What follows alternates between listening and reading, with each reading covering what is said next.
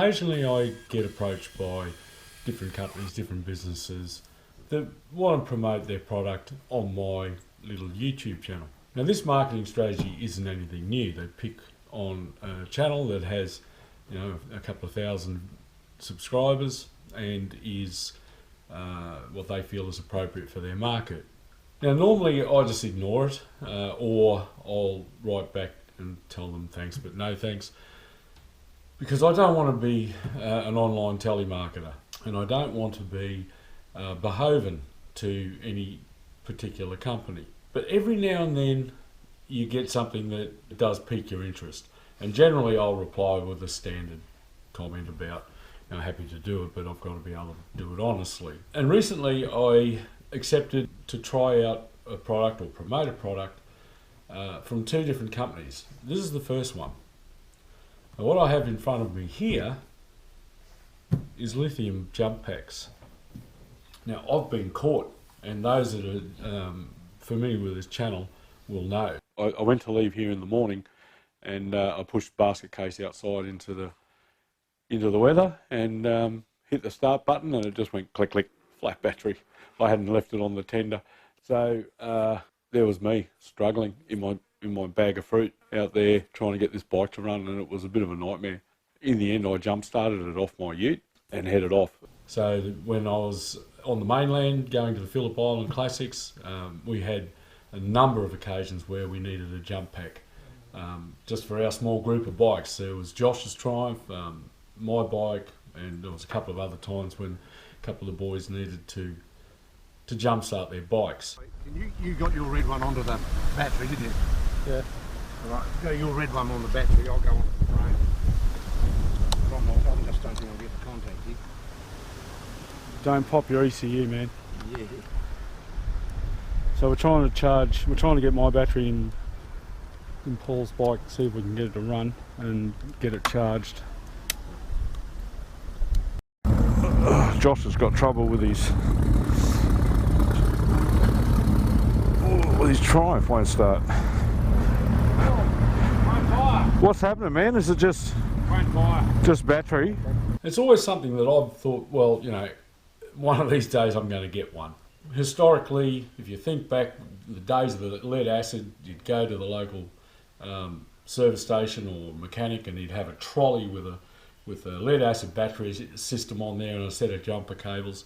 Then we progressed to these jump packs that you can buy now with a lead acid small lead acid battery in them that a lot of people did buy. But as technology improves and lithium technology improves, this is what we currently have available to us now. So the company's name is Abox, and they were kind enough to send out 3 of their jump packs.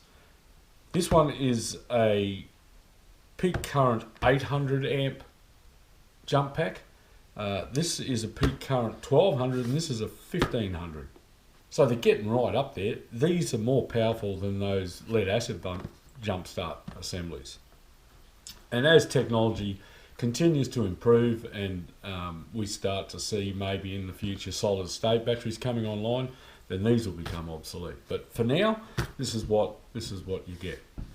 So let's do the right thing, unbox them and have a closer look. Okay, I'm going to start with the smallest one, the 800 amp. It's a bit like unboxing an iPhone. Now, the truth is I've actually unboxed them already because I've charged them all up.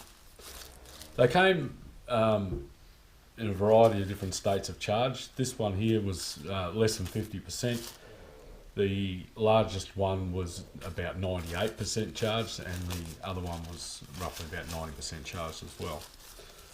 So what we get is a nice lightweight, feels sturdy.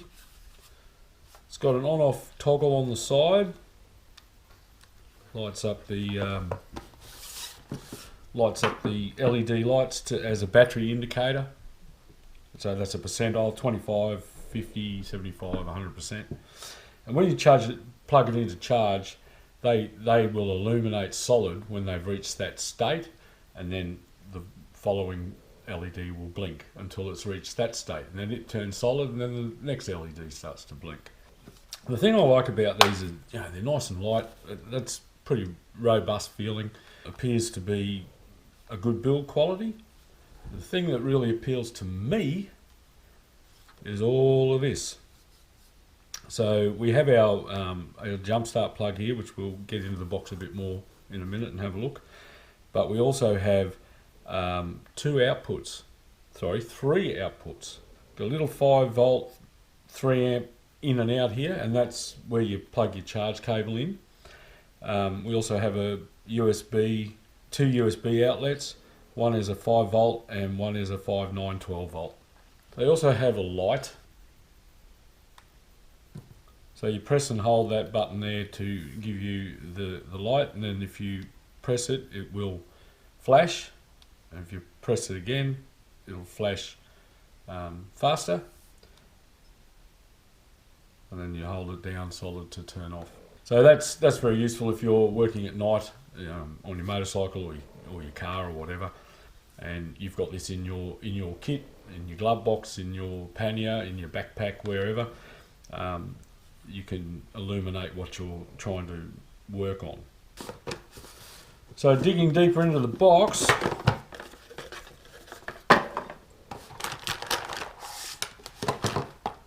this is your charge cable. Now I'm terrible with these end fittings. Those tech savvy will know. I don't know whether that's a micro USB, a mini HDMI, I don't know what it is. But yes, it plugs into here, and then you simply plug that into a USB charging plug. It doesn't come with a plug, but that seems to be quite common these days because everybody's got them for their smartphones, etc. And this makes an international product very easy to make and package. They don't have to worry about all the different types of sockets around the world. They just give you this, and then you deal with that. We also get a user manual. Won't be needing that. In all seriousness, we probably should keep it. You get a warranty card and a certification of quality from the QC inspectors at the Factoria. Alright, so predictably the manual actually tells you what these inputs and outputs are. This guy here is what they're calling a Type C input-output port. This fella here is a USB 3 output port, and this one is a USB 2 output port. And for me, that's a really important thing because this is important to me. So I can plug in, turn him on, and I've got my GoPro batteries. I've got my GoPro batteries on the charge, and I've also got now my drone on the charge. It would appear that it doesn't charge both at the same time, I don't think. It does. You just have to press the power button and away we go. So that's really cool. I can charge my GoPros, I can charge my drone, you can charge your phone, you can charge all your devices while you're travelling, which is excellent. So then we obviously have our jumper cables, and they would appear to fit in behind this little flap here to expose the connectors. They're shaped so that they're idiot proof and you can't put it in the wrong way. And these are arc proof, fairly well insulated. Feel like good quality, good solid grip. And then of course you plug that onto your batteria and you're good to go, vroom vroom. And at 800 cold cranking amps, which is what this one claims to be, they also, I apologise, it's 800 peak amps, so it's more like around 600 cold cranking amps, which is more than enough that you need for a motorcycle. In fact, they give you a little bit of an indication on the box as to what it might be usable for, including a diesel up to 5 litres, a petrol engine up to 6 litres, any motorcycle, lawnmower or yacht. Rotary hoe. The next one in line is the 1200 peak amp with 600 cold cranking amp, 1200 peak amps. So I don't know what that other one is then. Probably says in the manual. I can guarantee you it'll be fine for motorcycles, and if they're suggesting it's fine for a 6 litre car, then I suggest it probably is too. Probably wouldn't have killed them just to throw a soft bag in there to keep all that together, because there is no bag like there is for this larger one. So it's just going to rattle around your backpack with the cables loose and everything else. So it probably wouldn't have hurt just to have a little drawstring bag if they wanted to keep the cost down. But this one here, same deal. You get the TrekPow jump start, you get the user manual, you get the warranty card and certification of quality from the factory. You get your charge cable and your jump start leads. Do not knock, toss or shake the product strongly. Don't expose product to the sun. Do not short circuit at any time. Keep the product away from children or pets, and the operator temperature should not exceed 50 degrees Celsius. And there's a little there's an LED display on here, and there's a little run through of a menu on what it's trying to tell you in terms of faults. Whether it's got reverse polarity protection on there, so if you hook it up the wrong way, it's obviously diode protected. Reverse charging protection, short circuit protection, and high temperature protection. So it will obviously tell you what's gone wrong. This little dude here's got an LED readout here.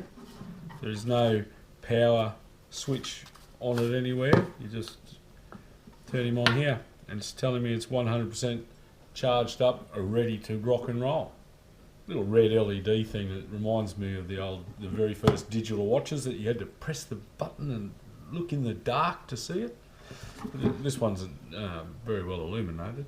Again, the plugs in, and that's ready to go. Righto, let's have a look at the big fella.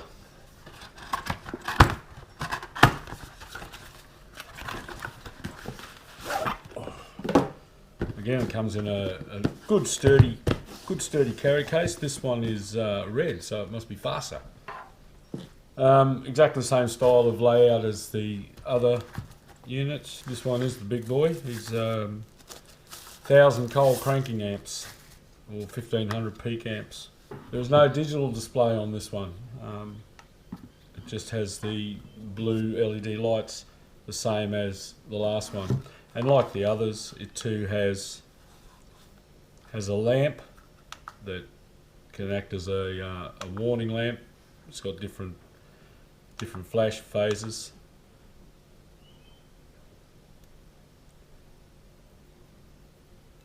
I just realised it's actually emitting a Morse code for SOS.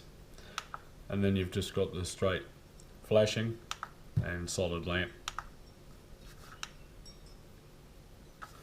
And again, we've got a USB 2 and a USB 3, and our cable on the side. And this one also has a DC output on the side as well. So yeah, I've got 3 of them.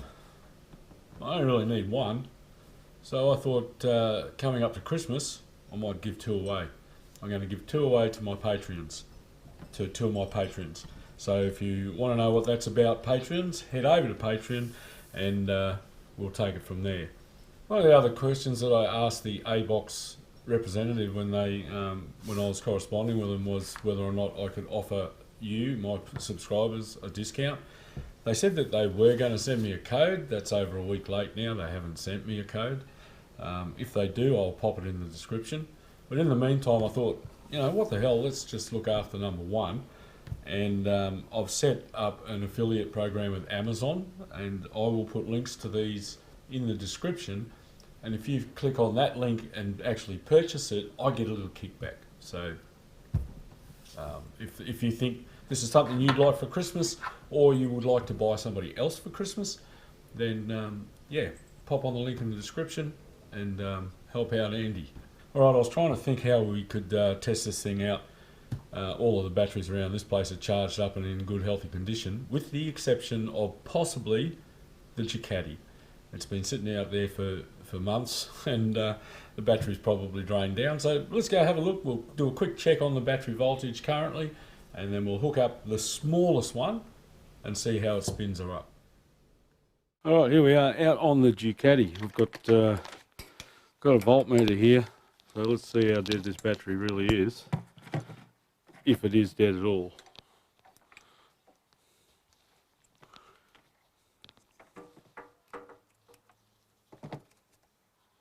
13 volts. Alright, let's see what happens when we turn on the key.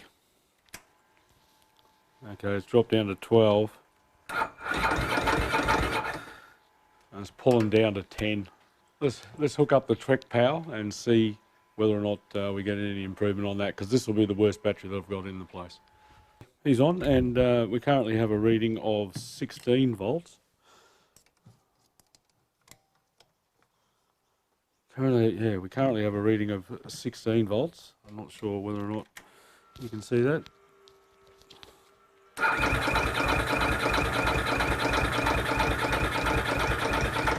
Wow. So yeah, they work. Dji get a real big voltage drop when you hit the starter, these older ones particularly, because the earth cable isn't really heavy enough, to be honest. So to hear it crank like that was pretty impressive. So there you go, we've got 3 TrekPow jump packs from Abox. Links in the description to the Amazon links are in the description. With all of these products now that are coming out of China, it's going to come down to the quality control at the factory, and quite often a lot of these factories will purchase kits to manufacture the batteries from a single supplier. So you'll see ones that look the same, or maybe packaged differently, or maybe dressed up differently, rebranded obviously. But it doesn't really mean that what you're getting on the inside is the same. Like I said, they may be buying the casings or the battery packs and making their own components and putting them together. It's a bit like machines, you know, like Chinese lathes. There's manufacturers all over China that are buying casting sets for lathes from a single supplier. So they all look similar, but the devil's in the detail. These appear to be a very good quality and a good quality control product. They all have the same features: a USB 2, a USB 3, a modulating or fixed light, charger, charging cable and jumpers, etc. As I suggested earlier, I'm going to keep one of these. I haven't decided which one yet, and I'm going to give 2 away to 2 lucky patrons just in time for Christmas. But that's it for now. Like I said, I don't want to become an infomercial site. I'm happy to promote this because I think that these are a good handy thing to keep on you whilst motorcycle travelling, or you know, in your glove box of your car or whatever. Nothing worse than getting caught out with a dud battery. So lightweight, small, robust, and they work. I mean, of course they all work. It's all going to come down to the price point and the build quality as to how well they're going to work and how long they're going to work for. Thanks for watching. Don't forget to like, subscribe and comment, and I'll catch you next time on Andy's Motorcycle Obsessions. Bye for now.